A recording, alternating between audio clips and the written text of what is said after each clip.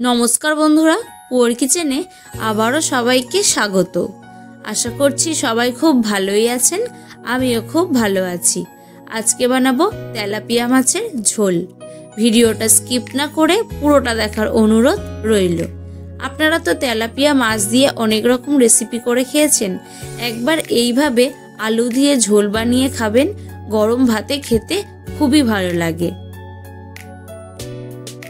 प्रथमेই আমি এখানে একটা বড় সাইজের তেলাপিয়া মাছ নিয়েছি আর তেলাপিয়া মাছটাকে এরকম পিস পিস করে কেটে নিয়েছি। এবার এই মাছের মধ্যে লবণ আর হলুদ গুঁড়ো খুব ভালো করে মেখে নিচ্ছি। আমার চ্যানেলের এই রান্নাগুলো যদি আপনাদের ভালো লেগে থাকে তাহলে লাইক কমেন্ট শেয়ার করে দেবেন। মাছে লবণ হলুদ মাখাতে মাখাতেই কড়া বসিয়ে তেলটাও আমি গরম করে নিয়েছি। এবার মাছগুলোকে আমি ভেজে তুলে নিচ্ছি। একটু লাল লাল করে মাছগুলোকে আমি ভেজে তুলে নেব। আমার চ্যানেল এখনো না সাবস্ক্রাইব করা থাকলে চ্যানেলটিকে সাবস্ক্রাইব করে বেল বাটনটি প্রেস করে পাশে থাকবেন আর নোটিফিকেশন অল করে রাখবেন যাতে এই রকম নিত্য নতুন রেসিপি আমি ভিডিও ছাড়লেই আপনারা সবার আগে দেখতে পারেন। মাছগুলো ভেজে একটা থালার মধ্যে আমি তুলে নিলাম। এবার মাছ ভাজার ওই তেলের মধ্যেই লম্বা করে কেটে রাখা আলুগুলোকেও ভেজে নেব। আর আলুর মধ্যে দিয়ে দিলাম সামান্য একটু লবণ আর হলুদের গুঁড়ো। আলুগুলোকেও আমি একটু লাল লাল করে ভেজেই তুলে নেব। আর যে কোনো মাছের ঝোল করলে আলুগুলোকে এই রকম লম্বা করে কাটলে কিন্তু দেখতে খুবই ভালো লাগে। আলুটাকেও ভেজে লাল করে তুলে নিচ্ছি।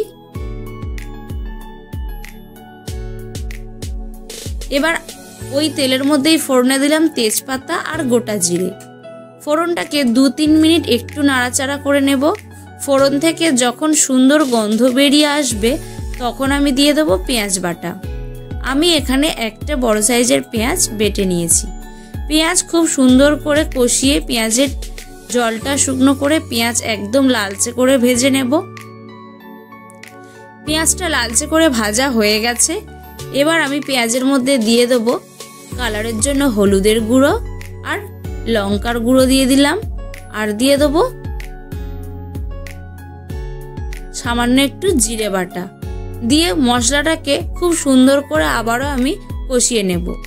মশলাটা যাতে পুড়ে না যায় সেজন্য দিয়ে দেবো সামান্য একটু জল। সামান্য একটু জল দিয়ে মশলাটাকে খুব সুন্দর করে আমি কষিয়ে নেব। মশলা খুব সুন্দর করে কষানো হয়ে গেছে। এখন আমি দিয়ে দেব টমেটো বাটা। আমি এখানে একটা বড় সাইজের টমেটো বেটে নিয়েছি।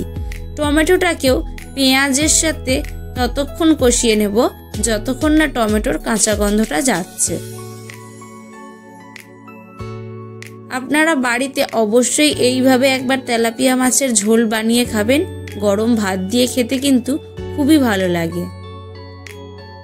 খুব সুন্দর করে মশলা আমি কষিয়ে নিয়েছি। মশলা থেকে তেলটাও ছেড়ে দিয়েছে। এখন আমি ভেজে রাখা আলুটা মশলার মধ্যে দিয়ে খুব ভালো করে মশলার সাথে আলু নেড়ে চেড়ে রান্না করে নেব। আলুর সাথে মশলা খুব সুন্দর করে কষিয়ে আমি রান্না করে নিয়েছি। এখন আমি দিয়ে দেব পরিমাণ মতো জল। পরিমাণ মতো জল দিয়ে খুব ভালো করে সবকিছু নেড়ে চেড়ে একটু মিশিয়ে নিচ্ছি। এবার আমি দিয়ে দিচ্ছি পরিমাণ মতো লবণ। পরিমাণ মতো লবণ দিয়ে ভালো করে নেড়ে চেড়ে ভেজে রাখা মাছগুলোকে এই ঝোলের মধ্যে দিয়ে দিলাম।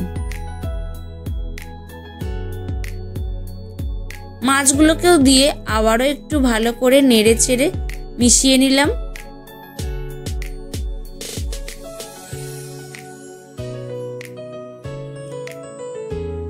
খুব ভালো করে সবকিছু মিশিয়ে নিয়েছি আর ঝোলের মধ্যে মাছগুলোকেও ভালো করে ডুবিয়ে দিয়েছি। এবার আমি দিয়ে দিলাম 2টো কাঁচা লঙ্কা দিয়ে আমি সেদ্ধ হতে দিলাম একটু চাপা দিয়ে। কিছুক্ষণ পর ফিরে এলাম। দেখুন চাপাটা খুলে নিয়েছি। ঝোল খুব সুন্দরভাবে ফুটে উঠেছিল আর আলুগুলোও সুন্দরভাবে সেদ্ধ হয়ে গিয়েছিল।